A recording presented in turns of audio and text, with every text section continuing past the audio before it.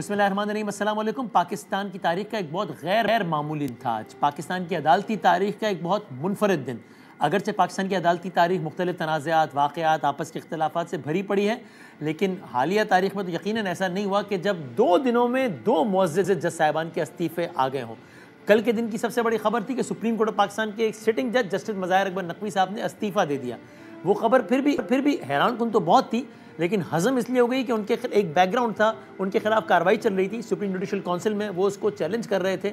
एक जज साहब थे एजाजुल हसन साहब, वो भी कह रहे थे कि नहीं, इनके खिलाफ गलत कार्रवाई चल रही है। और ये जज साहब जो एजाजुल हसन साहब के खुद उनका एहतसाब करने वालों में शामिल थे, मज़ाहिर अकबर नकवी साहब के, क्या अचानक खबर आई कि नकवी साहब घर चले गए, इस्तीफ़ा दे दिया। तो it was surprising but it had a background. आज यकायक खबर आई कि पाकिस्तान के अगले चीफ जस्टिस, और चीफ जस्टिस भी कोई बहुत अरसे के बाद नहीं, अभी 27 अक्टूबर 2024 को जिन्होंने चीफ जस्टिस ऑफ पाकिस्तान बनना था फ़ाइज़ ईसा साहब की रिटायरमेंट के बाद, यानी कि जनाब जस्टिस एजाजुल एहसन साहब, वो भी अपने ओहदे से मुस्ताफ़ी हो गए।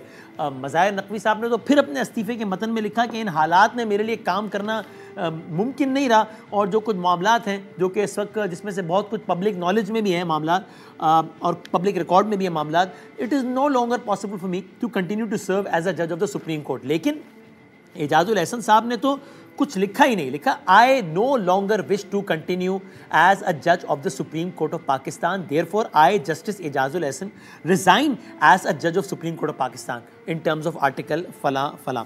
एजाजुल एहसन साहब को इस साल के आखिर में अक्टूबर के महीने में 10 माह के लिए चीफ जस्टिस बनना था। अब मंसूर अली शाह साहब बनेंगे चीफ जस्टिस ऑफ पाकिस्तान, जिन्होंने इससे पहले 27 माह के लिए चीफ जस्टिस बनना था।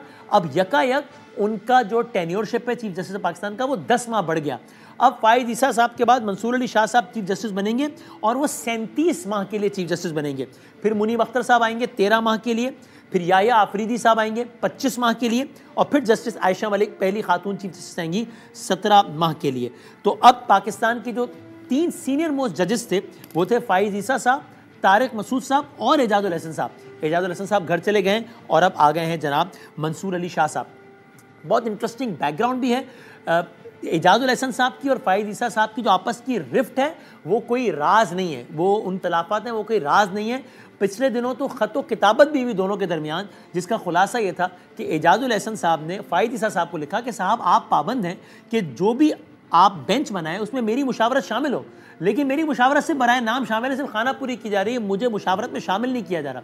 चीफ जस्टिस साहब ने जवाबी खत लिखा, जिसका खुलासा यह था कि मैं हर वक्त बात करने के लिए अवेलेबल हूँ, आपने मुझसे बात करने के बजाय खत लिखना मुनासिब समझा, और मैंने तो आपसे रब्ता करने के लिए आपको इंटरकॉम भी किया, फ़ोन भी किया, मालूम हुआ कि आप तो लाहौर चले गए। साथ चीफ जस्टिस साहब ने यह भी लिखा कि हम जो तनख्वाह लेते हैं वो 4.5 दिन काम करने की नहीं लेते, 6 दिन काम करने की लेते हैं। गालिबन जुमे की दोपहर वो चले गए होंगे लाहौर, इस एतबार से कहा। तो बहरहाल ये भी हुआ।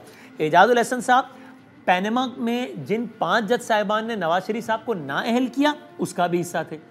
एजाजुल एहसन साहब वो जज थे कि पाकिस्तान की तारीख में एक मुनफरद वाक़या हुआ कि जब सुप्रीम कोर्ट ने कहा कि ये जो नैब केसेस चल रहे हैं नवाज शरीफ साहब के, हमारा ही एक साथी जज इसको मॉनिटर करे, वो मॉनिटरिंग जज भी जनाब एजाजुल एहसन साहब ही थे। मरियम नवाज शरीफ साहिबा भी अपनी तकारीर में मज़ाहिर अकबर नकवी साहब को और एजाजुल एहसन साहब को, इंटरेस्टिंगली दोनों जज साहबान को जो कि आज घर गए, उनको तनकीद का निशाना बनाती रही हैं। उसका एक झलक देखिए। ये जो स्क्रीन पे 5 का तोला नजर आ रहा है, जो स्क्रीन पर नजर आ रहे हैं, आज पाकिस्तान के हालात के ये जिम्मेदार है। आज जब खान की सियासी मौत नजर आ रही है तो सियासी मौत को जिंदगी देने जस्टिस मुज़ाहिर अली नकवी और जस्टिस एजाजुल एहसन आज फिर मैदान में आ गए। हर बेंच में वही जज शामिल, वो जज 2017-18 में नवाज शरीफ का मॉनिटरिंग जज था। दूसरे जो जज हैं उन पे करप्शन के संगीन इल्जामात हैं। ये दोनों जज आज पाकिस्तान के सुप्रीम कोर्ट का हिस्सा नहीं है। मरियम नवाज शरीफ साहब, एजाजुल एहसन साहब अब चीफ जस्टिस पाकिस्तान नहीं बनेंगे। मरियम नवाज शरीफ साहिबा उनके चीफ जस्टिस बनने से मुताल्लिक भी बात करती रही हैं पब्लिकली इन अल्फाज में। वो एजाजुल एहसन याद है ना, अब चीफ जस्टिस बनने के ख्वाब देख रहा है, वो पैनामा जज पैनामा बेंच में बैठा था, नवाज शरीफ को नाअहल करने वालों में बैठा था, और आज तक नवाज शरीफ को नाअहल हुए हुए 5-6 साल गुजर गए, लेकिन आज भी कोई भी नवाज शरीफ के खिलाफ मुकदमा हो, आज भी जज बनकर बैठा होता है उसमें। और आज जब फाइनली एजाजुल एहसन साहब घर चले गए हैं तो मुस्लिम लीग नून ने अपना पहला बाकायदा रद्द अमल ये दिया है इस पर। फैसले होते हैं ना अदालतों के, ये फैसले तारीख का हिस्सा बनते हैं। अभी एजाजुल एहसन साहब ने इस्तीफा दिया है, मज़ाहिर अली नकवी साहब ने इस्तीफा दिया है। क्यों दिया इस्तीफा?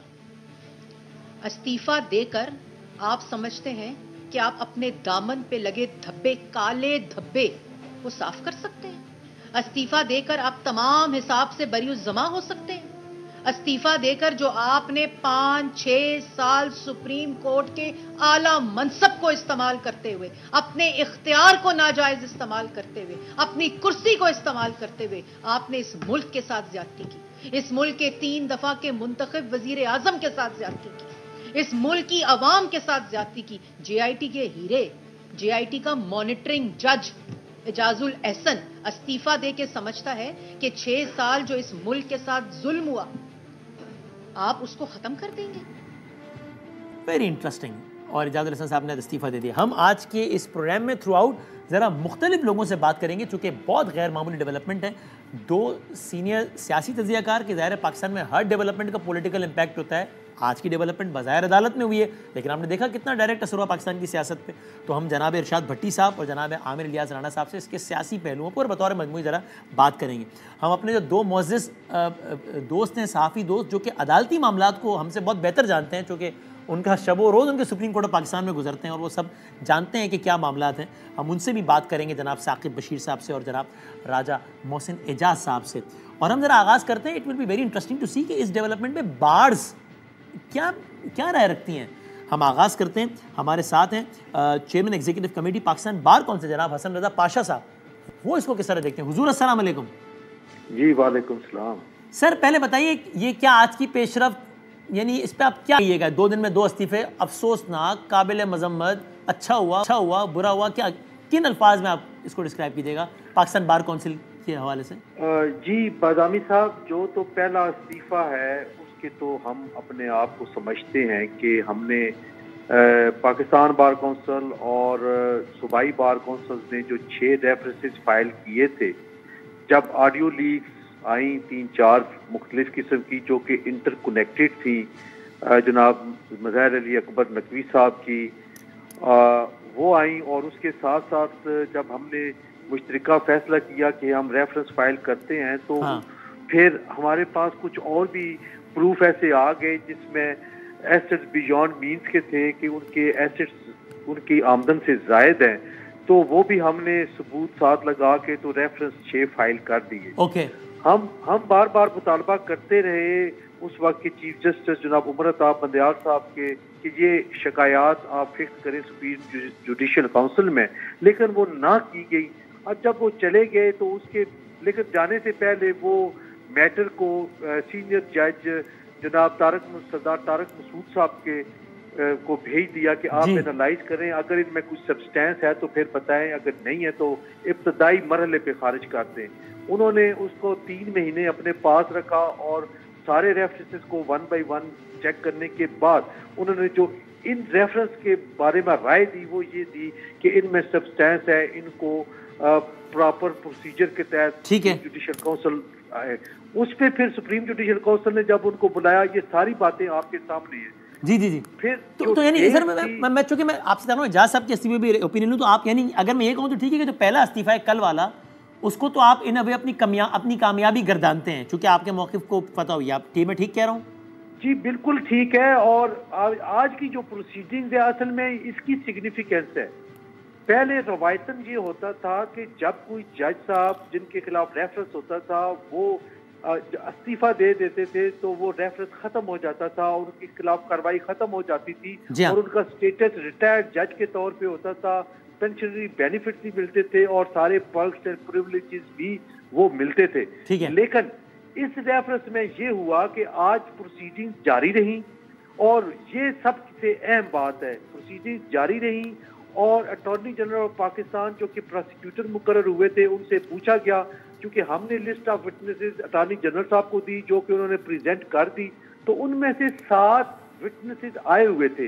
लेकिन चूंकि नहीं तो सर आज का जो इस्तीफा है इसका इस डेवलपमेंट से जो आप बता रहे हैं कि जनाब अब बता दिया गया है कि अब अगर किसी जज के खिलाफ केस शुरू हो गया सुप्रीम जुडिशियल काउंसिल में तो वो घर भी जाएगा तो केस बंद नहीं होगा, इन वे बता दिया गया। आप आज के इस्तीफे का इस पेशरफ से ताल्लुक समझते हैं?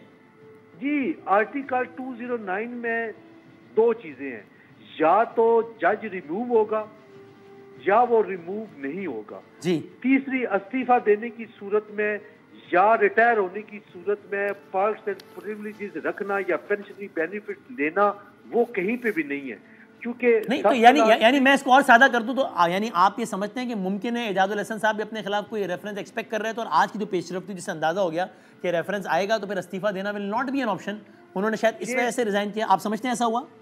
आप बिल्कुल उस पॉइंट पे पहुंच गए हैं कि शायद हमें भी कुछ इतलात थी कि शायद कोई रेफरेंस आ रहा है और उन्होंने इस चीज को अवॉइड करने के लिए और इस एम्बैरेसमेंट से बचने के लिए उन्होंने वेल बिफोर टाइम इस्तीफा दे दिया ताकि जो मुमकिना एक मुज़मरात थे उन पे वो ना आ नहीं तो फिर तो इन वे क्या आप उन्हें गिल्टी समझते हैं क्योंकि अगर वो बेकसूर नहीं थे? इस वक्त ये नहीं कह सकता, बतौर जज अगर जुडिशियल साइड पे देखा जाए तो वो बड़े जबरदस्त जज थे, उनकी जजमेंट बहुत अच्छी, हर चीज को वो माइन्यूटली देखते थे। ये अपनी जगह पे मैं बताओ स्टूडेंट ऑफ लॉ एक बात कर रहा हूँ, लेकिन जहां तक कंडक्ट का ताल्लुक है दैट इज समथिंग एल्स। सो आपको लगता है कि इम्कान बहरहाल है इस बात का कि आज की पेशरफ्त के बाद उन्होंने इस बिना पर सुप्रीम जुडिशियल काउंसिल की कोई कार्रवाई का सामना करना को अवॉइड किया और आगे बढ़ के घर चले गए? एक बात और बता दें, आखिरी बात, ये खबरें चल रही हैं सोशल मीडिया पे कि पता नहीं पाकिस्तान बार काउंसिल ने या किसी वकला फोरम ने कोई हड़ताल का या इसका ऐलान किया है, ये ऐसा कुछ है क्या? ये देखिए, आपने मेरा तारफ कराया चेयरमैन पाकिस्तान बार काउंसिल और मैं आज 5:30 बजे अपने ऑफिस से निकला हूँ। जो भी स्ट्राइक की कॉल होती है वो मेरे और वाइस चेयरमैन के नाम से होती है, इस तरह की कोई खबर नहीं है, ये फेक खबर है। आप बिल्कुल कोई हमने स्ट्राइक की कॉल नहीं दी, कोई वजह नहीं है स्ट्राइक की कॉल देने की, तो ये मेरा ख्याल है कि फेक खबरें हैं, जो कोई एडवेंचर करना चाहते हैं वो शायद कर रहे हैं। Thank you very much sir, noted, बहुत शुक्रिया। So very important, Pakistan bar council के रिप्रेजेंटेटिव ये समझते हैं कि बिल्कुल मुमकिन है उनकी राय में कि एजाज के खिलाफ भी कोई रेफरेंस आ रहा हो और वो उसको अवॉइड करने के लिए उन्होंने घर जाना मुनासिब समझा। अब मैं ज़रा इजाज़त दें तो मैं आगाज़ करूँ ज़रा हमारे अदालत के भाइयों से और फिर ज़रा भट्टी साहब और आमिर साहब की तरफ आऊँ। तो हुजूर साकिब साहब, सबसे आपसे सवाल, कोई इत्तला है, चूँकि आज थोड़ी देर पहले तो हमें ये पता चल रहा था कि खुद कोर्ट रिपोर्टर्स भी हैरान परेशान है कि अचानक ये हुआ क्या है, अभी सुन क्या है आप लोगों के हल्कों में? आपका तो शब रोज़ सुप्रीम कोर्ट में गुजरता है और ये ज़ाहिर है बहुत सारे जजेस को आप लोग ज़ाती तौर पर जानते हैं अपने काम की नौयत की बिना पे। ये हुआ क्यों है, ये कुछ समझ में आया है अभी तक या नहीं साकिब साहब? जी, अभी तक कोई सॉलिड पॉइंट तो सामने नहीं आया और जो उनके करीबी राय हैं वो भी ऐसी कोई चीज़ सॉलिड जो है वो कंफर्म नहीं कर रहे कि कौन सी ऐसी वजह थी कि आज से कुछ माह बाद मुस्तकबिल के जो चीफ जस्टिस हैं उनको अचानक जो है वो इस्तीफ़ा देना पड़ा और वो सुप्रीम कोर्ट के जज से जो है वो जज इस्तीफ़ा देकर जो है वो घर जाना पड़ा।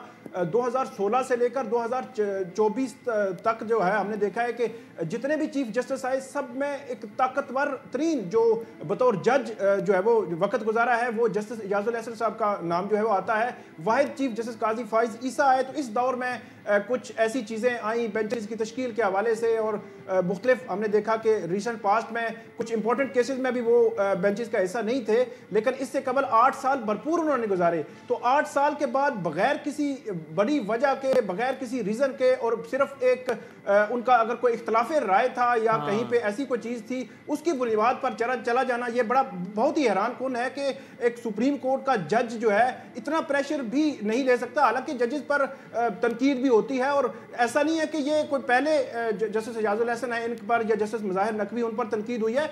जस्टिस काजी फाइज ईसा ने 3 साल जो है वो इतने मतलब उस दौर में गुजारे जब उन पर शदीद क्रिटिसिज्म होता था उनके खिलाफ। You are equally surprised Saqib साहब कि ये हुआ क्या है, क्या नहीं हुआ। ठीक है, ये जरा दोबारा भी आता हूँ मैं आप पे। मैं मोहसिन साहब आप भी बताइए कुछ कोई इत्तला कि ये क्यों हुआ है? राजा मोहसिन। देखिए बदामी साहब, बड़ी जो करीबी ज़राए हैं मोज़ेज़ जिन जज साहब ने इस्तीफ़ा दिया है उनके, देखें जो जस्टिस मुज़ाहिर अली अकबर नकवी साहब का गुज़िश्ता रोज़ का इस्तीफ़ा था और जो सुप्रीम जुडिशल काउंसिल में उनके खिलाफ कार्रवाई थी और उसका और इस इस्तीफे का आपस में बड़ा गहरा ताल्लुक है। जस्टिस इजाजुल एहसन साहब ना सिर्फ सुप्रीम जुडिशल काउंसिल के मेंबर थे, बल्कि वो प्रैक्टिस एंड प्रोसीजर कानून के तहत जो कमेटी कायम हुई है जो सुप्रीम कोर्ट ऑफ पाकिस्तान में मुकदमात को समाअत के लिए मुकर्रर करती है, उसके भी रुकन थे। उन्होंने अपने तहफ़्फ़ुज़ात का इजहार किया था बेंचेस की तश्कील के हवाले से भी, और इसके साथ साथ जो जस्टिस मुज़ाहिर अली अकबर नकवी को जो शो कॉज नोटिस दूसरा जारी किया गया था, रिवाइज्ड शो कॉज नोटिस जो 4-1 के तनासुब से जारी किया गया था, उस शो कॉज नोटिस पर जस्टिस इजाजुल एहसन साहब ने अपना एक डाइसेंटिंग नोट लिखा था और उसमें उन्होंने जो सुप्रीम जुडिशल काउंसिल की कार्रवाई थी और जो बहुत सारे ऐसे स्टेप्स थे उस पर उन्होंने तहफ़्फ़ुज़ात का इजहार किया था। उनका ये कहना था कि बहुत सारी ऐसी चीज़ें हुई हैं इस अरसे के दौरान जो सुप्रीम जुडिशल काउंसिल के इजलास के बगैर नहीं हो सकती थी। अभी मैं सुन रहा था हसन रजा पाशा साहब को भी उन्होंने कहा कि जस्टिस सरदार तारिक मसूद साहब जो सुप्रीम जुडिशल काउंसिल के एक मेंबर हैं जिन्होंने ओपिनियन दिया जस्टिस मुज़ाहिर अली अकबर नकवी के हवाले से, देखिए उस ओपिनियन में कुछ भी नहीं था लिखा हुआ। वो ओपिनियन मेरे पास भी मौजूद है। उस ओपिनियन में सिर्फ एक लफ्ज लिखा हुआ था कि this matter needs further probe. इसके अलावा उस ओपिनियन में कोई जो शिकायत थी मरहलावार उनके ऊपर कोई तफसीलन नहीं बताया गया कि इस शिकायत पर मेरी ये राय है, इस पर ये होता है।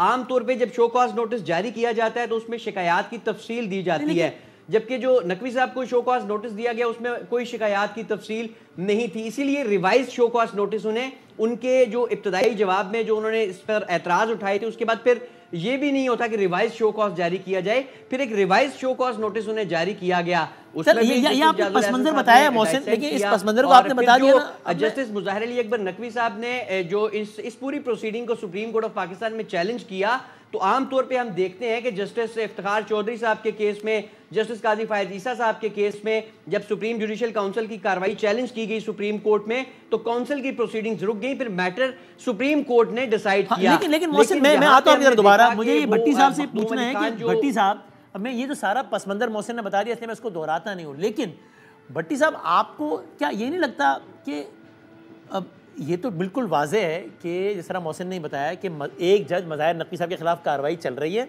और उस पर एक और जज इजाजुल एहसन साहब जो कि उसी कार्रवाई करने वालों का हिस्सा है, सुप्रीम जुडिशल काउंसिल का हिस्सा है, वो उस पर नाला है।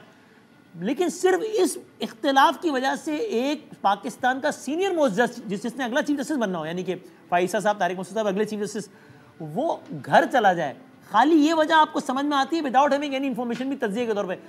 या आपको लगता है ये मामला इसके अलावा कुछ और है? खाली ये वजह नहीं होता कि बंदा घर ही चला जाए, वो भी बंदा जिसको अगला चीफ जस्टिस बनना हो पाकिस्तान का 10 महीने के लिए।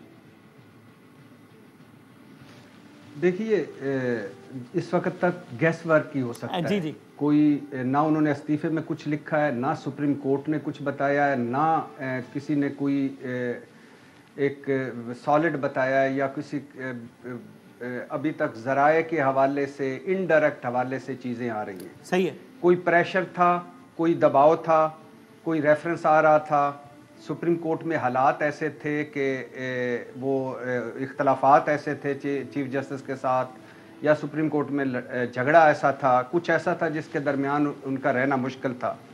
लेकिन जो भी सूरत हो, मुझे लगता है, मैं अगर अपने तौर पे देखूं, जो भी सूरत हो, मुज़ाहिर अली अकबर नकवी साहब और इजाजुल एहसन साहब दोनों को मुस्ताफ़ी नहीं होना चाहिए था, रहना चाहिए था और फेस करना चाहिए था।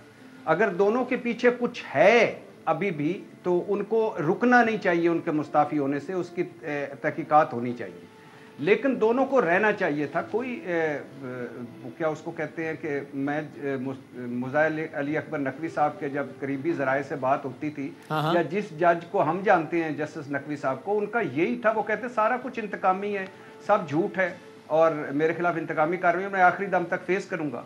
शायद वो उन्होंने चीफ जस्टिस पर, सरदार तारक पर, नईम अफगन पर वो एतराज़ जो उठाया था वो नहीं माना गया, शायद उनकी वो जो उन्होंने प्रोसीडिंग्स थी वो नहीं रुकी, या शायद उनको वो नहीं मिली जो फ़ाइज़ ईसा काजी साहब के, वो रूट वही था जो फ़ाइज़ ईसा काजी साहब ने लिया था। सारे सदर गलत, वज़ीर आज़म गलत, रजिस्ट्रार सुप्रीम कोर्ट गलत, सुप्रीम जुडिशल काउंसिल इस्तीफा देने से दोनों ने, अगर मैं आसान अल्फाज में कहूं, अपना केस जरा खराब करना इस्तीफा देके, क्योंकि लोगों को कहने का मौका मिला कि भाई फेस करते हैं, फेस क्यों नहीं कर रहे? जी, जो मुज़ाहिर अली अकबर नकवी साहब हैं उनके हवाले से यस, अब देखें ना कि पराई शादी पे अब्दुल्ला दीवाना जो लीगी खुश हो रहे हैं, तो वो क्यों हो रहे हैं? क्योंकि इस्तीफा दे गए। अगर फेस करते रहते, इसमें एक ही होता कि अगर गिल्टी हो जाते तो हो सकता है पेंशन ना मिलती, हो सकता है मराहत ना मिलती, बाकी तो कुछ भी नहीं था। इजाजुल एहसन साहब का जिस तरह आपके लिए सरप्राइज है, उसी तरह मेरे लिए भी सरप्राइज है। बहुत अच्छा, दोनों दबंग जज थे, दोनों के डिसीजंस बड़े इंटेलेक्चुअली इजाजुल एहसन साहब ज्यादा साउंड थे। लेकिन भट्टी साहब, फिर मैं आमिर साहब से भी सवाल पूछूंगा कि चलें, we are talking about probabilities ना, you are right, it's a guess. आपको कौन सी प्रोबेबिलिटी ज्यादा लगती है? अगर हम कह रहे हैं दबंग जज थे जो कि थे, तो फिर ये भी जरा मानना मुश्किल नहीं है कि अचानक कोई ऐसा प्रेशर आ गया कि दबंग जज ने कहा मैं घर जा रहा हूँ। चूंकि ये तो मरियम बीबी तो नाम ले लेके क्या क्या नहीं करती रही है, नून लीग क्या क्या नहीं करती, तब उन्होंने प्रेशर नहीं लिया। फ़ाइद ईसा साहब से इख्तिलाफ उनका आज का नहीं है, तब प्रेशर नहीं लिया। तो फिर कोई और रीज़न मानने का हमें ज़्यादा इम्कान है? किस चीज़ की प्रोबेबिलिटी ज़्यादा लगती है आपको? जी देखिए ना, इसमें तो कोई शक नहीं। ये जो पिछले 1 साल से जो लो लेवल की एक मुनज़्ज़म मुहिम चली, जब जिस चीफ जस्टिस बंदयाल थे, जिस तरह पार्लियामेंट को लड़ाया गया, जिस तरह सुप्रीम कोर्ट तकसीम हुई, जिस तरह कंडक्ट, किरदार और ख़ानदान पर बात हुई, जिस तरह ऑडियो, जिस तरह सारा, लेकिन उसमें वो रहे। अब मुझे लगता है मुज़ाहिर अली अकबर नकवी साहब के खिलाफ तो 10 शिकायतें हैं या वो रेफरेंस है, उसकी वजह आती है। इधर भी मुझे लगता है कि सिर्फ इख्तलाफात नहीं थे, बाकी अल्लाह बेहतर जानता है। और आमिर इलियास राणा साहब, आपको क्या प्रोबेबिलिटी ज़्यादा लगती है जो आज हुआ है इसके, ये सारे हालात, वाक़यात, कराइन, सर्कमस्टांसेस देखते हुए? ये जो साजिशी टोला होता है ना, हाँ, वो मुनाफकत का चैंपियन होता है। वो कोई इंसाफ करने नहीं बैठे हुए थे, वो प्लान करते थे, प्लानर थे, और ऊपर बैठा हुआ प्लानर सबसे बड़ा है। इन्होंने सुप्रीम कोर्ट को 2030 तक अपनी मर्जी के मुताबिक सेट किया हुआ था, जिसमें काजी फ़ायद ईसा मिसफिट थे, जिसमें 3 साबिक chief justice, Imran Khan, general Bajwa, general Faiz, सदर अलवी, सारे इन्वॉल्व थे कि इसको निकालो ताकि कोई रुकावट ना हो। लेकिन कुदरत की तरफ से देखें कि जिस पे इतना बड़ा प्रेशर था, वो अपनी बीवी के साथ हर जगह पे गया, वो पैदल सुप्रीम कोर्ट आता था, वो घबराया नहीं। ये जो इतने बड़े बड़े पहलवान थे, दर्शनी पहलवान, ये भागे क्यों? इन्हें फेस करना चाहिए था। ये जो बैठ के लोगों की, अफसरों की ऐसी की तैसी फेर देते थे, और जो लट्टू की तरह सुप्रीम कोर्ट को इजाजुल हसन साहब घुमाते थे, इन्होंने साकिब निसार से लेके और आसिफ खोसा हों, गुलजार साहब हों, उमर अता बंदयाल हों, सुप्रीम कोर्ट को तो ये चलाते थे। ये जो दिल पे गिरा लगी है ना कि भाई वो काजी फ़ायद ईसा के साथ तो सरदार तारिक बैठे हैं, मेरा नंबर भी तीसरा है, मैं कमेटी में भी हूँ। भाई आपकी जो चलनी थी, आपने मुल्क के साथ खिलवाड़ किया, चल गया। अब आपको उस साजिश का जब सामना करना पड़ा, कन्फेस करवाया गया कि जी जनाब ये गुफ्तगू आपकी है, आप जहन में रखेंगे जो CCPO लाहौर का किस्सा था, वो भी बड़ी क्लैरिटी के साथ पता था कि कैसे प्लानिंग हो रही थी। उसमें साकिब निसार साहब का नाम भी आया था कि वो मैसेजिंग कर रहे थे, वो आज भी मैसेजर हैं। ये सारे फंस गए, इनको समझ नहीं आ रही थी, इनका ख्याल था परसों स्टे हो जाएगा और सारा काम ठीक हो जाएगा, वो नहीं हुआ, फिर भागना पड़ा। आपको पता है अलवी साहब ने 10 तारीख में साइन किए रिज़ाइन को कि भाई 10 में ही क्लियर किया, ताकि आज उनको फेस ना करना पड़ता। लेकिन वो तो अच्छी बात है, काजी फ़ायद ईसा साहब ले आए। मुझे बताएं कि ये जो मुनीब अख्तर साहब थे, सॉरी ये इजाजुल एहसन साहब, मैं 4 साल से ये बात मुसलसल नाम लेके कह रहा हूँ हर जगह पे। साकिब बशीर तो मेरे साथ मौजूद थे, मेरी टीम का हिस्सा थे, कि ये हजरत वो थे जिन्होंने इम्तियाज़ ताजवर डिप्टी चेयरमैन नैब को बुलाया लाहौर और कहा कि अपने चेयरमैन चौधरी कमर जमान को जाके कहो कि मैं तुम्हें तौहीन अदालत में अंदर कर दूंगा। वो जो प्रोग्राम कराए गए थे ना 4,500 पनामा के ऊपर, और उसमें कहा गया था जी वॉल्यूम 10 खोलें, पूरे पाकिस्तान के जो खुफिया राज है ना नवाज शरीफ के, वो निकलेंगे। क्यों नहीं खोले भाई? इन्होंने कहा था कि उनको किसी एक वॉल्यूम को नहीं खोलना, सिर्फ फॉरवर्डिंग लेटर लगाओ और भेज दो, वरना चेयरमैन को तुम्हारे बुलाएंगे तो इन अदालत में उसे मैसेज दे दो और अंदर कर देंगे। फिर वो नैब जो बेचारा तड़पता रहा, साकिब बशीर हमारे यहाँ एक्सप्रेस में रिपोर्ट करता रहा, आमिर फारूक पूछते रहे नैब से कि बताओ मरियम नवाज मालिक है तो मनी ट्रेल दो, उसका कोई लेटर दो। फिर उन्होंने कहा चलो इसका नहीं है, नवाज शरीफ का दो। नहीं था, नवाज शरीफ की अपील। तो आज उनको ऐसा क्या दिखा दिया गया कि वो उन्होंने घर जाने मैं आ रहा हूँ, मैं बदामी भाई आ रहा हूँ। मैं ये कह रहा हूँ कि जब इतना तोती बोल रहा था, आर्टिकल 201, 203 इन्होंने उड़ा के रख दिए, जहाँ इस्लामाबाद हाई कोर्ट की जुरिस्डिक्शन थी आईनी तौर पे, ये सब चीज़ें हाथ से तहस नहस कर रहे थे। फिर खुदा की कुदरत का निज़ाम देखें कि ये आज इसके खिलाफ जा रहे थे काजी फ़ायद ईसा के बाद कि हमने क्या क्या करना है, बीच में क्या कर सकते हैं, वो चीज़ें पकड़ी गई। इनके वो सहूलतकार सारे खत्म हो गए। ये जो अब गुफ्तगू कर रहे थे अपने आप से डरते थे, एक दूसरे से डरते थे, एक दूसरे की मुखबरियां करते थे। वो मुखबरियां इनको देखे ना, आज इजाजुल एहसन साहब का टाइम था कि जिस तरह उन्होंने परसों सहूलतकारी के लिए एक वो जो फैसला रोक के रखा हुआ था, क्योंकि ये सारे ऐसे थे। आपको पता है ऑरेंज ट्रेन पे 1 साल इन्होंने स्टे दिया, फिर 9 महीने उसके अंदर फैसला महफूज किया ताकि वो जो अवाम की सर्विस है वो लोगों को फायदा ना पहुंचा दे। शहबाज शरीफ, नवाज शरीफ अगर लोगों को सर्विस दे रहे हैं वहां उस वक्त सिर्फ रगड़ा अच्छा नोटेड, ठीक है। अच्छा मैंने चूंकि आप और भट्टी साहब अभी हैं और मैंने मुझे 1 मिनट मैं आपको ये बता रहा हूं, ये देखें ये सारी चीजें जो सुप्रीम कोर्ट से हुई ना, ये मर्जी से बेंच बनवाते थे। ये साकिब निसार साहब के सारे फैसले 184(3) के लिखते थे कि बस तुम फैसले दिए जाओ, मैं लिखता जाऊंगा। ये हर बेंच में शामिल होते थे। ये सबसे बड़े थे। इनका ये था कि पता नहीं अब हमने क्या करना। आमिर साहब मैं समझ, अगर ये सब कुछ भी ठीक था तो इससे साबित होता है कि इनका बायस था एक जमात के खिलाफ और एक जमात के हक में। ये आज ये उनका पॉलिटिकल बायस आज उनके घर जाने का बायस कैसे बन गया, मैं ये समझना चाह रहा हूँ। आगे आपकी सारी बातें सही है, ठीक है। बस एक जो सारी चीजें थी ना, इनका हौसला टूट गया। इनको समझ आ गई कि अब कोई रियायत, अभी 8 महीने बाद चीफ जस्टिस बनना था इन्होंने, उसे लोग संभाल लेते थे। इससे बड़ा मोरल बूस्टर क्या होता कि यार चलो कोई बात नहीं, गल नहीं बनी, लेकिन 8 महीने बाद चीफ जस्टिस हूं मैं यार। ये तो जजशिप भी जाती। ये तो एक वो आरे शहजाद है, राजा आमिर शहजाद, कैसे जाते? इजाजुल एहसन साहब की जजशिप कैसे जाती? बेटे की तस्वीर दे दी थी इन्होंने, तो उसका अकाउंट सस्पेंड करा दिया था खतूत लिख के। ये इतने तकब्बुर में आ गए हुए थे, अल्लाह ताला किसी को भी तकब्बुर। अच्छा ये ठीक है, मुझे जरा रिपोर्टर से पूछना है, फिर मैं चूंकि मैं ब्रेक से पहले इनसे बात करनी है, ब्रेक के बाद आप लोगों से। इन्हें रहना चाहिए था, मोहसिन साहब फेस करना चाहिए था। मोहसिन साहब, ये कोई रेफरेंस आ रहा था मोहसिन, ये हामिद मीर साहब ने भी आज कहा, बहुत सारे लोग कोई रेफरेंस की तैयारी थी, ये आप लोगों को इत्तला थी कि कोई रेफरेंस आ रहा है इनके खिलाफ, इजाजुल एहसन साहब के खिलाफ? जी बिल्कुल, ऐसी इतलात ज़ेर गर्दिश बहुत अरसे से हैं और एक मखसूस सियासी जमात खुलेआम अपने जलसों में इन्हें तनकीद का निशाना भी बनाती रही। सुप्रीम कोर्ट ऑफ पाकिस्तान के बाहर सामने मुझे याद है कि इंतखाबात केस की नज़रसानी चल रही थी और सुप्रीम कोर्ट के बाहर जलसा करके जो है वो जजिस को तनकीद का निशाना बनाया गया।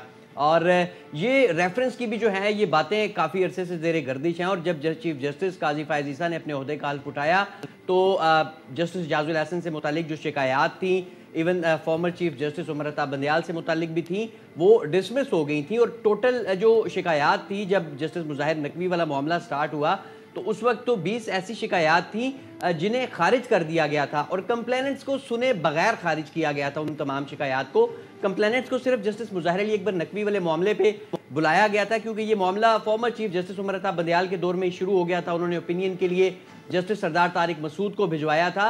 तो जस्टिस इजाजुल एहसन के खिलाफ भी जो है वो रेफरेंस की बातें चल रही थी, लेकिन अभी तक सुप्रीम कोर्ट ऑफ पाकिस्तान में ऐसी कोई चीज़ दायर नहीं हुई थी। मुझे ज़ाती तौर पर यह लगता है जो रिसेंटली एपिसोड्स हुई सुप्रीम कोर्ट ऑफ पाकिस्तान में, आप लोग भी ज़रा पूरा पाकिस्तान वीडियो लिंक के ऊपर देखता है, जस्टिस मुज़ाहिर अली अकबर नकवी ने तमाम हर मुमकिन कोशिश की कि उन्हें किसी तरीके से जो भी उनके ऊपर इल्ज़ामात हैं वो ओपन कोर्ट में वो उसको डिफेंड करना चाह रहे थे कि काउंसिल के बजाय ओपन कोर्ट में, जैसे जस्टिस काजी फ़ायज़ ईसा के केस में हुआ, उन्होंने ओपन कोर्ट में अपने आप को डिफेंड किया, जैसे जस्टिस इफ्तिखार चौधरी साहब ने अपने आप को डिफेंड किया ओपन कोर्ट में।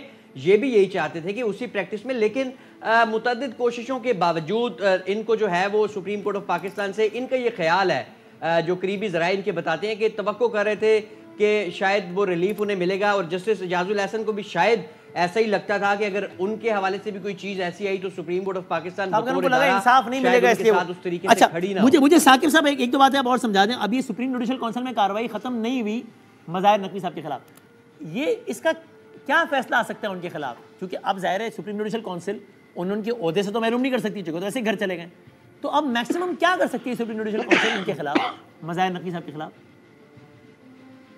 अभी सुप्रीम कोर्ट जो है सुप्रीम जुडिशल काउंसिल ने ये मतलब तय होना है कि करना उन्होंने क्या है। वैसे लॉ तो यही है कि जब कोई भी कंप्लेनेंट आता है तो उसकी कंप्लेंट यही होती है कि इनके खिलाफ मिसकंडक्ट की कार्रवाई है तो इनको ओहदे से हटाया जाए। अगर कोई बंदा खुद ही घर चला जाए तो इट मीन कि वो मतलब वो ख़त्म तो हो गया, मामला गैर मुअस्सर हो गया। लेकिन चीफ जस्टिस जो है उन्होंने बड़े अहम सवालात आज उठाए हैं। मुझे ऐसे लगता है कि अब क्योंकि एक नई बिल्कुल सिचुएशन जो है वो डेवलप हुई है कि एक जज इस्तीफा दे के घर गया है और उसके खिलाफ फिर भी कार्रवाई जारी, तो नई सिचुएशन बनी है। तो इसमें अभी कबल अज़ वक्त जो है वो प्रेडिक्ट नहीं किया जा सकता कि होगा क्या क्या क्या मामला जो है वो कहां तक पहुंचता है। एक चीज़ मैं यहाँ पे ऐड कर दूं कि ये जो 2 जजेस आज और कल जो है वो घर गए हैं, ये मेरा ये ख्याल है कि बहुत ही कमज़ोरी दिखाई है उन्हें। मतलब जज पे इतना प्रेशर आना, और जस्टिस इजाजुल एहसन साहब जो है जिनके खिलाफ अभी सिर्फ ज़ेरे गर्दश थी कि रेफरेंस आना है, कोई चीज़ आनी है, तो सिर्फ ज़ेरे गर्दश की बुनियाद पर घर जाना उनका और इस्तीफ़ा दे देना, ये बहुत ही मतलब गैर मामूली सूरत हाल है। मेरा ये ख्याल है कि अगर उनको प्रेशर था कि कोई चीज़ उनको इतना जो है वो उनको घर इस्तीफा देना पड़ा, उनको सामने लाना चाहिए और बताना चाहिए कि ये चीज़ें थी कि जिनकी वजह से जो है मैंने रिजाइन किया है, वगरना इख्तलाफात होते रहते हैं। इससे कबल भी ये मिलिट्री कोर्ट्स वाला जो बेंच बना था उस पर भी उनके इतराज़ात थे कि जो तय हुई चीज़ें वो नहीं हो सकी। इसी तरह अभी जो बेंच बना, जो नकवी साहब का जो केस सुन रहा था, उस पर भी उनके जो है वो इख्तलाफात थे। लेकिन यही माजी में जस्टिस बंदयाल जब थे तो काजी फाइज ईसा 3 साल जो किसी बेंच का हिस्सा ही नहीं थे, जो इंपॉर्टेंट केसेस थे वो नहीं होते थे, लेकिन वो जो है वो मौजूद रहे हैं। तो मेरा ये ख्याल है कि ग्राउंड पे रह के उनको फेस करना चाहिए था। और आखिरी बात कि जो जस्टिस नकवी हैं उनके खिलाफ अगर वो झूठे इल्जामात थे तो वो तो झूठे साबित हो जाते, वो आते सामने आते फेस करते। मेरा नहीं ख्याल कि जस्टिस काजी फाइज ईसा कभी भी उनको फेयर ट्रायल ना देते, ड्यू प्रोसेस ना देते और उनको जो पूरा एक मैकेनिज्म था उससे बाहर जाके कुछ करते, क्योंकि उन्होंने खुद जो है वो एक पूरा जो है वो रेफरेंस जो है ये ठीक है कि मतलब घर जाना उनका जो और क्या मजीद कुछ इस्तीफों की अफवाहें में गर्दिश कर रही हैं क्या साकिब साहब? जी गर्दिश तो कर रही है, इसी तरह ही कर रही है जिस तरह जस्टिस इजाजुल एहसन के खिलाफ जो जी रेफरेंस तैयार था, और इसी तरह जो मजीद इस्तीफों की जो अफवाहें हैं वो भी गर्दिश कर रही हैं। अच्छा, बहुत शुक्रिया मोहसिन साहब और साकिब, रेफरेंस मौजूद हैं अभी जुडिशल काउंसिल में। हाँ, मैं अभी आपसे बात करता हूँ, राना साहब और हैं हमारे साथ, और बहुत शुक्रिया मोहसिन साहब और साकिब बशीर साहब हमारे साथ थे। ब्रेक के बाद दोबारा मज़ीद बात करते हैं। और ये वैसे वाकई में इंटरेस्टिंग है, चूँकि अगर मज़ाहिर नकवी साहब को ये लगा कि उन्हें इंसाफ नहीं मिलेगा, तो अगर इसी मंतिक को ठीक मान लिया जाए तो इजाजुल एहसन साहब को लगा कि उनके खिलाफ रेफरेंस आएगा और फिर रेफरेंस पे सुप्रीम कोर्ट काउंसिल बैठेगी और फिर उन्हें इंसाफ नहीं मिलेगा और इसलिए वो आज घर चलेगा। ये बड़ी एक दूर की एक वो लगती है बात कि ये क्या। और जो बाकी कमज़ोरी, क्योंकि माजरा के साथ जज साहबान भी जिस तरीके से अपनी अथॉरिटी इस्तेमाल करते हुए सबको मुखातिब करते हैं, बुलाते हैं, लताड़ते हैं, तो फिर ये मानना ज़रा मुश्किल लगता है कि वो जज खुद इतना वो कमज़ोर हो के ज़रा सा प्रेशर आया और उन्होंने कहा मैं जा रहा हूँ, कर जा। So very interesting. ब्रेक के बाद ज़रा मज़ीद बात करते हैं।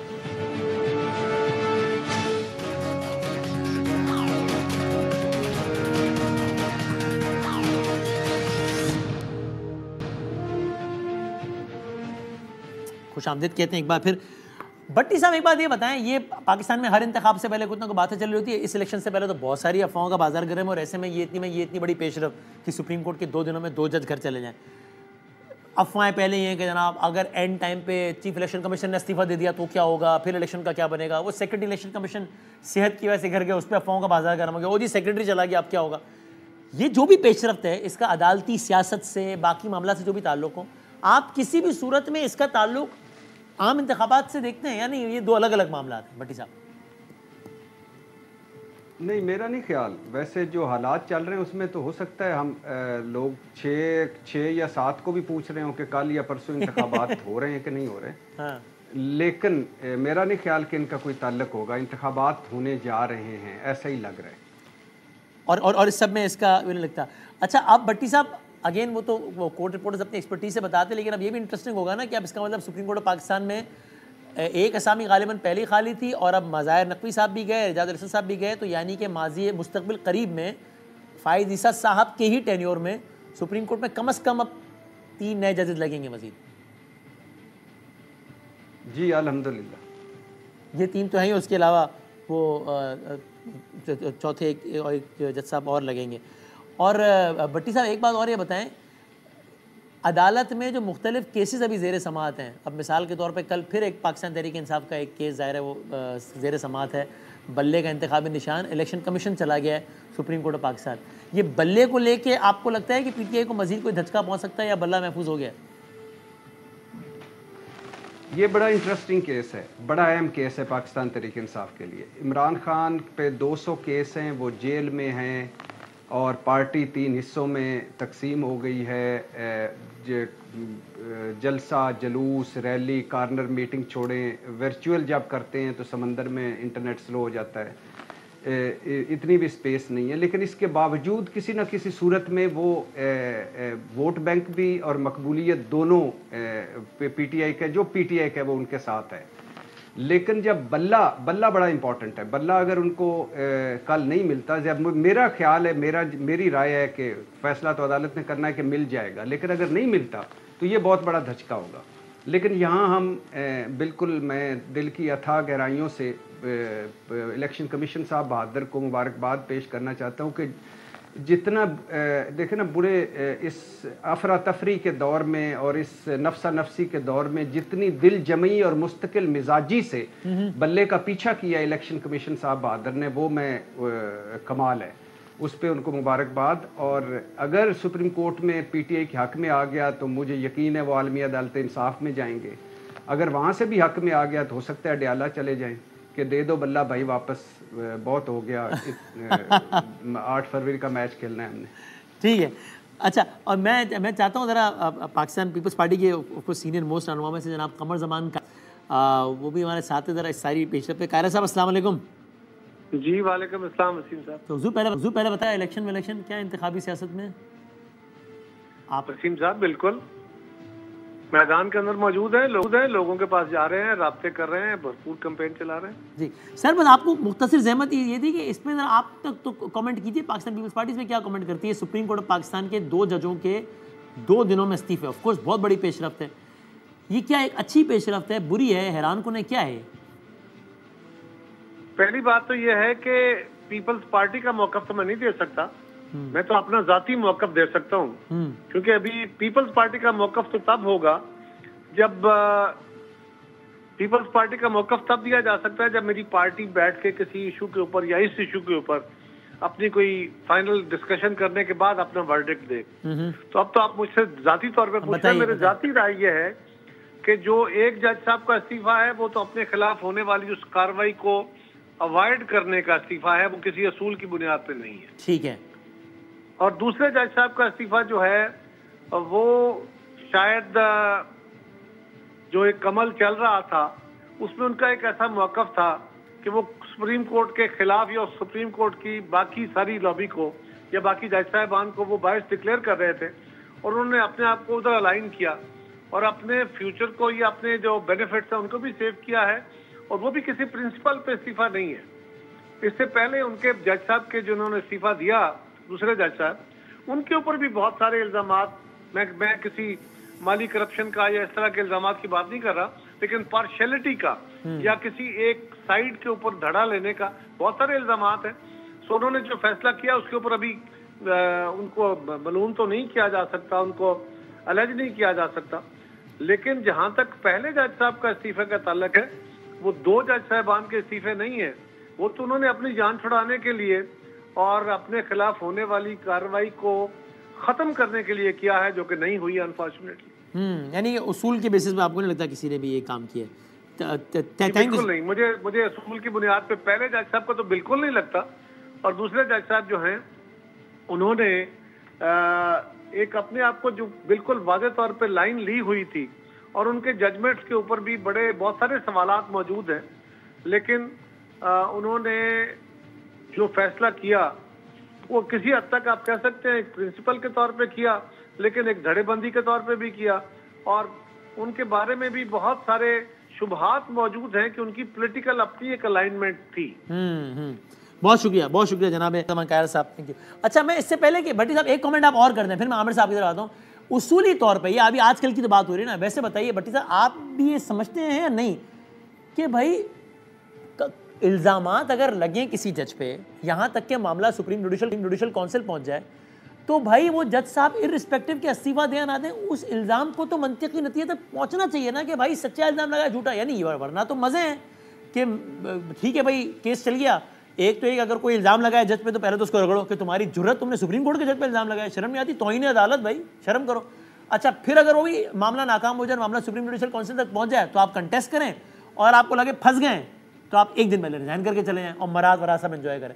तो ये तो रीत आप समझते हैं कि ठीक है कि भाई ये फिर घर जाने से नहीं, फिर फैसला होगा कि यहाँ पे इल्ज़ाम सच्चा है इसलिए सज़ा है, यहाँ पे इल्ज़ाम झूठा है इसलिए जिसने इल्ज़ाम लगाया उसको सज़ा दें बेशक।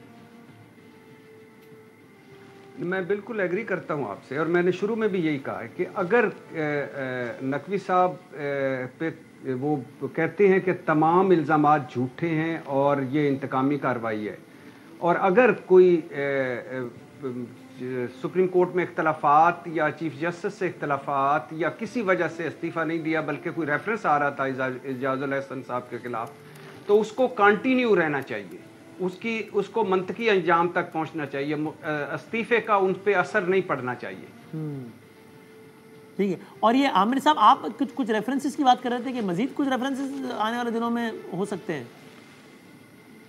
नहीं, देखें, हाई कोर्ट के, इस्लामाबाद हाई कोर्ट के और कुछ और जजेस के बारे में रेफरेंस सुप्रीम जुडिशल काउंसिल में मौजूद हैं, चूँकि वो एक होता है ना कि लाइमलाइट में नहीं है और कुछ पे काम हो रहा है, वो हवाले किए हुए लोगों के इदारों से रिपोर्ट्स आ रही हैं, फैसलों के ऊपर आ रही हैं उनकी, फिर वो जो हाई कोर्ट के एक जज साहब ने तो चूँकि ऑडियोज़ के ऊपर क्वेश्चन उठाया हुआ है, तो और बहुत सारी चीज़ें होती हैं जो फैसलों के अंदर बोल रही होती हैं कि एक मखसूस इदारे में अपने ही अजीज़ के साथ लगा के स्टे दे दिए जाएँ, तो वो चीज़ें बड़ी क्लैरिटी के साथ आने वाली हैं। क्योंकि ये अब सुप्रीम कोर्ट में ना एक, जिस तरह मैंने कहा ना, एक गैंग बना के काम हो रहा था, उसको नीचे भी इसी तरह सेट किया गया था। अब सारी चीज़ों को ठीक करने की तरफ काम हो रहा है कि या वो खुद ठीक हो जाएं या उनको ठीक किया जा रहा है। उसके लिए तरीक़ाकार अगर भर्ती का भी है तो निकालने का भी है। वो जो अभी आप कह रहे थे ना कि जी ये चलना चाहिए, देखें जो इन्होंने ब्रदर जजेस के लिए आपस में सीधा काम बनाया हुआ था ना, रिज़ाइन करो और भाग जाओ, बुक वैल्यू पे कार ले जाओ, पेंशन 100% ले जाओ और हर चीज़ आपसे पूछी नहीं जाएगी। 4-4 प्लाट ले लिए, पूछा कोई नहीं, मतलब जजेस के भी ले लिए, वकला कॉलोनी में भी मार लिए और कोई क्वेश्चन नहीं है। ये अब काजी फायजीसा के दौर में नहीं होना था। अब ये चूंकि कुदरत की तरफ से बचे हैं ना, वरना तो इनका भी काम तो उन्होंने तमाम कर दिया हुआ था। अब इन सबको समझ आ गई है, सहूलतकारी जिसको मरियम नवाज ने ईमानदारी कहा, वो सारी की सारी एक एक बात 9 मई के बाद उन लोगों के भी कान और आंखें खुल गईं जो पहले कुछ खामोशी में भी थे कि चलो यार ये उस वक्त काम आए थे, एक जाने वाले भी बड़े काम आते रहे हैं मुख्तलिफ फैसलों में, लेकिन हर वक्त ऐसा नहीं होता कि आप इंसाफ के कुर्सी पे बैठ के इंसाफ का ही जनाजा निकालें, नहीं चलती ये बात। अच्छा, और ये जो पॉलिटिकल डेवलपमेंट है थोड़ा जजों की, एक मिनट, जजों की अपॉइंटमेंट के ऊपर अगले हफ्ते 10 दिन में ना नया फैसला आने वाला है। जस्टिस मंसूर शाह साहब की सरबराही में जो कमेटी बनाई है, तो मैं बार बार कह रहा हूँ कि ये मंसूर शाह ने ही नैब के केस में कहा था कि रिटायर्ड जज और जर्नैल इनके केस भी नैब को जा सकते हैं, इनके ऊपर पाबंदी नहीं है, वो हाजिर सर्विस पे है। तो अब ये मेरा ख्याल है जब फौज ने अपने अंदर 9 मई के बाद तथहीर की, सुप्रीम कोर्ट के अंदर तथहीर का अमल शुरू है, तो फिर ये कलाकमा होना चाहिए इस गड़बड़ का। इस पाकिस्तान के लोगों को अदालतों पे यकीन होगा तो इंसाफ मिलेगा। हम नीचे से ही टॉप पे क्यों आते हैं? हमारी क्रिकेट टीम जाती है तो जुआ खेल लेती है। भाई जुआ खेलना है, अगर तुमने ये गंदा काम करना है तो जीतने में क्यों नहीं करते? ये पाकिस्तान को करप्शन फ्री करने पे जजेस हमारे क्यों नहीं बैठते? आज अगर चीफ जस्टिस 1.5 घंटे में 25, 30, 40 केस सुन के उठ जाते हैं, तो वो जो बुला रहे थे इमरान खान को कि हमारे पास लाओ, हम तुम्हें पनामा का इंसाफ देंगे, आसिफ सईद को, आपको पता है वो जब नंबर 2 जज थे तो कहते थे 7-8 केस लगाओ, और जब चीफ जस्टिस बने तो कहते थे 4-5 केस डेली लगाओ। ये क्यों है सारी मराद? अच्छा, और टुवर्ड्स द एंड, ठीक है, आज अब जरा कल जो एक पेशरफ्त होनी है, कल जो पेशरफ्त उस पर बात कर लेते हैं आखिर में। ये जो मैंने भट्टी साहब से पूछा अभी, आपके ख्याल में बल्ला फाइनली महफूज हो गया या अभी भी खतरे में है पीटीआई के लिए? 2 चीज़ें हैं वसीम अदामी भाई। पेशावर हाई कोर्ट में ओरिजिनल जुरिस्डिक्शन से आगे गई है, और ये 15 दिसंबर को जो रिटर्निंग अफसरों का फैसला सुप्रीम कोर्ट ने दिया उसका पैरा 6 पढ़ लें। उसके अंदर लिखा हुआ है कि लाहौर हाई कोर्ट के अली बाकर नजफी साहब ने जो फैसला दिया था वो जुरिस्डिक्शन से बाहर था। पहला ही केस इसी बात पे होगा, अगर मुतमईन हो जाती है सुप्रीम कोर्ट तो फिर केस कुछ और होगा, नहीं मुतमईन होगी तो फिर बल्ला तो मौजूद है। सियासी जमात का राइट है, लेकिन सियासी जमात को राइट लेने के लिए अपने कानून को और अपने कानूनदानों को तैयार करके भेजना होगा कि वो जवाब क्या देंगे। भट्टी साहब, ये मैं आपसे पूछने वाला था, ये बताएं, ये तो सारा मामला तो पीटीआई की मुश्किलात है अपनी जगह, जो कि आपने पॉइंट आउट किया, बिल्कुल सही है, मामला ऐसे ही हैं। वैसे ये वकला की तैयारी वो कैसी लगी आपको? आपको लगता है कि उसमें भी बहुत बेहतरी की गुंजाइश है? क्योंकि पेशावर हाई कोर्ट में जज साहब कह रहे होते हैं भाईजान किधर है, गौर साहब आ जाएं, वो लेट आ रहे होते हैं। उधर बाद सुप्रीम कोर्ट में जज साहब कह रहे होते हैं कि भाई आप हमें रिटन में देना, कंप्लेंट्स दें कि आपको क्या क्या कहाँ क्या कागज़ छीना गया, सिर्फ ये ना बताएं कि जनाब ओवरऑल मीडिया पे चल रहा है। तो ये आपको क्या लगता है कि तैयारी के हवाले से पीटीआई की ठीक है या बेहतरी की गुंजाइश है? नहीं, बिल्कुल नहीं ठीक। उसकी एक वजह है कि सिवाय आप देख लें, मैं किसी की ये नहीं कह रहा कि कोई वकील बुरा है कोई अच्छा है, लेकिन सलमान अकरम राजा, बैरिस्टर अली जफ़र के अलावा आप देख लें, अचानक सारों की लॉटरी निकली है, नंबर 1। नंबर 2, सारे अब ज़्यादा फोकस कर रहे हैं कि मीडिया में बता सकें कि मैं हूं इमरान खान के करीब। हाँ। असल बंदा मैं हूं जिसको इमरान खान सुबह दोपहर शाम मिस करता है। तीसरी बात, ये वकील कम सियासतदान ज़्यादा हो गए हैं। चौथी बात, इनको अब पार्टी की कानूनी जंग के ज़्यादा ये सियासी जंग लड़ रहे होते हैं। और पांचवी बात, ये टिकट होल्डर्स भी हैं, अगले इलेक्शन में भी इनका हिस्सा है। तो बहुत सारी चीज़ें हैं जो ये करते हैं, और ये अभी तो छोटी छोटी चीज़ें हैं जिसमें इतना ये मैनेज हो जाता है इनकी। शोएब शाहीन साहब को जब सुप्रीम कोर्ट में बुलाया जाता है तो वो बाहर मीडिया टॉक कर रहे होते हैं, गौर साहब पहुँचते नहीं हैं, कहीं तैयारी नहीं होती, कहीं सबूत नहीं होते, कहीं रिपोर्ट नहीं पड़ी होती। लेकिन अगर कोई बड़ा केस आ गया, अगर कोई बड़ी जगह आ गई तो फिर उसमें तो परेशानी होगी, तो लिहाजा इनको फोकस करना पड़ेगा। और ये आखिरी बात ये बता दें, नून लीग ने नवाज शरीफ साहब ने अब शेड्यूल आ रहा है सामने, अब तक क्यों जलसे शुरू नहीं किए? मतलब ये तो ये बताया भट्टी साहब, आखिरी सवाल। अच्छा, फिर आखिरी बात मैं इस हवाले से पहले सवाल की कर लूँ कि आपस के इख्तलाफात भी बहुत हैं जिसकी वजह से रोला पड़ा हुआ है। अच्छा, मेरे महबूब कायद मियाँ मोहम्मद नवाज शरीफ साहब को क्या ज़रूरत है बहुत ज़्यादा कोई इलेक्शन मारा मारी करने की? साड़ी वो रिस्क फ्री गारंटियों भरी वापसी हो चुकी है, साड़ी गल हो गई है और उन्होंने MQM साथ है, बाप साथ है, इलेक्टेबल साथ हैं, और अब आहिस्ता आहिस्ता अगले 15-20 सुना जलसे आ रहे हैं, तो काफ़ी हैं इतने। इससे ज़्यादा आप क्या चाहते हैं कि वो आते ही जलसे शुरू कर देते? एक जलसा किया तो था मीनारे पाकिस्तान के, उसके छोटे छोटे क्लिप्स आप देखा करें जब भी आपको मौका। आमिर साहब, ये इस पे आपको भी, आप एज अ पॉलिटिकल कमेंटेटर आपको हैरत नहीं है कि भाई इलेक्शन से बड़ा इवेंट क्या है? आए हुए इतना वक्त हो गया है नवाज शरीफ साहब, अब आ रहे जलसों का शेड्यूल सामने, लेकिन ज़ाहिर आप कितने ही कर लेंगे अब तो। लेकिन नवाज शरीफ ने अब तक जलसे नहीं किए, मरियम बीबी ने नहीं किए, इस पर आपको हैरानगी नहीं है? अब इलेक्शन में कितना दिन रह गया? महीना भी नहीं रह गया अब तो। आमिर साहब देखें जी, कराची से खैबर तक तमाम जलसे शेड्यूल हो गए हैं, हमारी स्क्रीन पे चल भी रहे हैं, बाकी भी चला देंगे सारे, कोई इशू नहीं है। ये इंतखाबी मुहिम इसी तरह चला करती है। पहले धुंध नहीं होती थी तो 4-4 जलसे एक दिन में, इसी फरवरी में, जनवरी में होते थे जलसे। जो 3 फरवरी को 97 में इलेक्शन हुआ था, जनवरी सारे में पूरे पंजाब में भी जलसे 3-3, 4-4 भुगत जाते थे, एक हेलीकॉप्टर पे घूमे और आप जलसे करते चले गए। अब चेंज आया है, उन्होंने जलसों की मिकदार भी उस हिसाब से कर दिया। मरियम नवाज भी करेंगी, शहबाज शरीफ भी करेंगे, और नवाज शरीफ के तो बहुत शुक्रिया। आपके शहर में 28 तारीख को आ रहे हैं जी हाँ, तो ये अब गेम तो आ गई है, अब तैयारी सारे पकड़ें, गेम ऑन है। बहुत शुक्रिया, बहुत शुक्रिया। हम ब्रेक के बाद दोबारा हाजिर होंगे।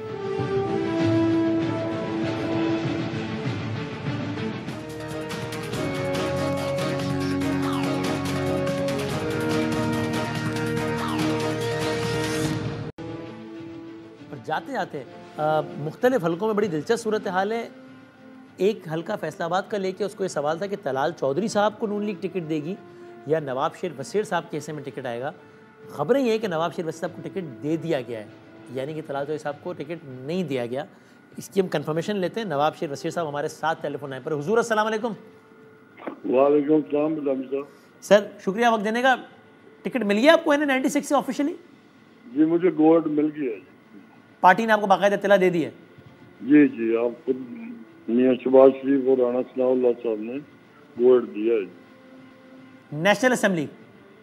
जी नेशनल असेंबली। यानी तलाल चौधरी साहब नहीं है इस हल्के से? फिर तलाल चौधरी मेरे बरकतदार हैं, हम इकट्ठे हैं, क्यों नहीं? ये हल्का हम इकट्ठे लड़ेंगे, मिलकर लड़ेंगे। लेकिन उनसे कोई आपकी बात हुई है इस फैसले के बाद?